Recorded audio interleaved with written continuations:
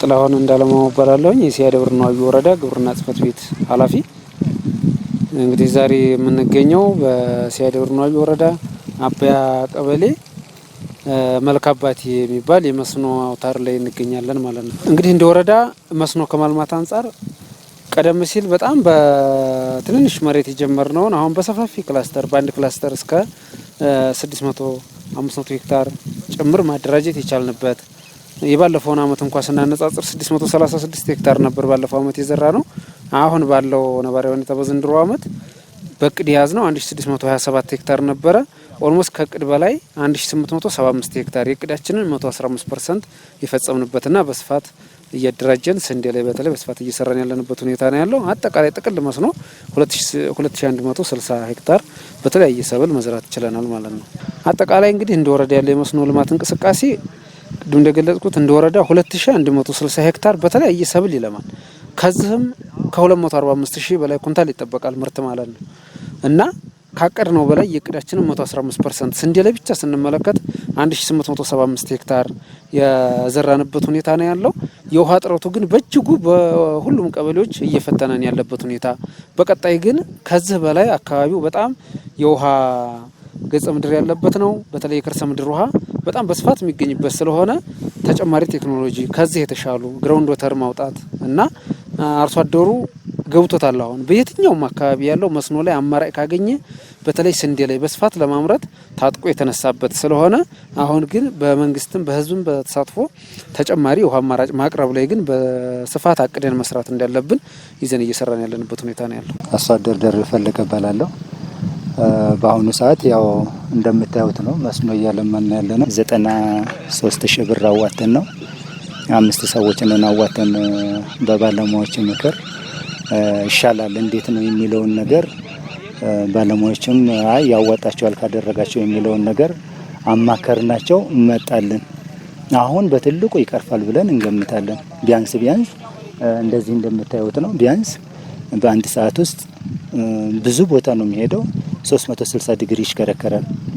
የጉልበት ይቀንሳል፣ ውሃ ብክነትን ይቀንሳል፣ እህል አይረጋገጥም። ለማንኛውም ነገር ምርጥ ነው። ይሄንን ድጋፍ ለማድረግ ደግሞ መንግስት ከጎናችን ቢሆን አዲሱን ቴክኖሎጂ ለማላመድ ይሄንን ነገር ያየነውን ብዙ ሰዎችን ይፈታል። አቅም የሌላቸው አሉ። አቅም ያለው ተበድሮ ምንም ብሎ ቴክኖሎጂ መጠቀም አለብኝ የሚለውን ነገር መቼም ጥቅም ስታባረር ያው ግድ ስለሆነ ማለት ነው እና ስለዚህ አሁን ይሄ ቢስፋፋ ቀጸላ ባላለሁኝ ባለሙያዎች ድጋፍ በጣም ምርጥ ነው፣ ቆንጆ ነው። ከቀኑ በቀን እዚህ እየመጡ ያውናል ምንድነው ምን ጎደላችሁ ምን እንትን አላችሁ ብለው ይከታተላሉ። ቆንጆ ነው ድጋፋቸው፣ በጣም ምርጥ ነው፣ አሪፍ ነው፣ እያገዙን ያለው ነው። አሁን በግሌ 2 ሄክታር ነው እያለማው ያለሁት። እኔ አስፋፍቼ ለመስራት ነው ሀሳቤ። በስነ ስርዓት አሁን መስሎ ጥቅም አለው፣ ጥቅም እንዳለው አስፋፍቼ ለመስራት ነው ሀሳቤ።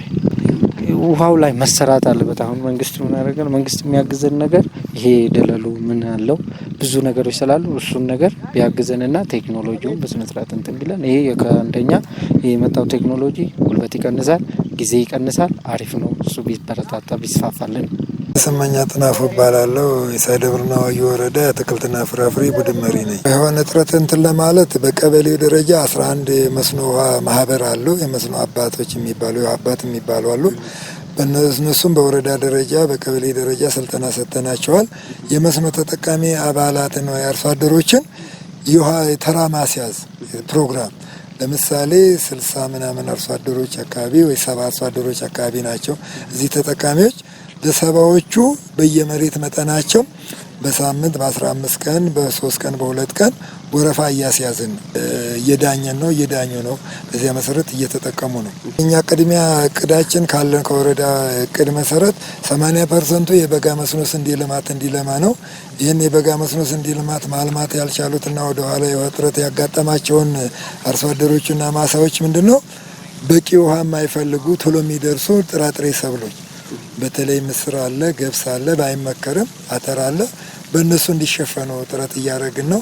ዙሮ አሁን አልበቀሉም እንጂ ተዘርተው በቃ በቅድም ባልኩት መሰረት የውሃ ፕሮግራም የውሃ ተራ እየተያዘላቸው እየጠጡ ነው። እስከ የካቲት 15 ድረስ እስከ የካቲት 30 ድረስ በተለይ ጥራጥሬ ከ3 ወር ነው በቃ እንትን የሚፈጀው በፍላጎቱ።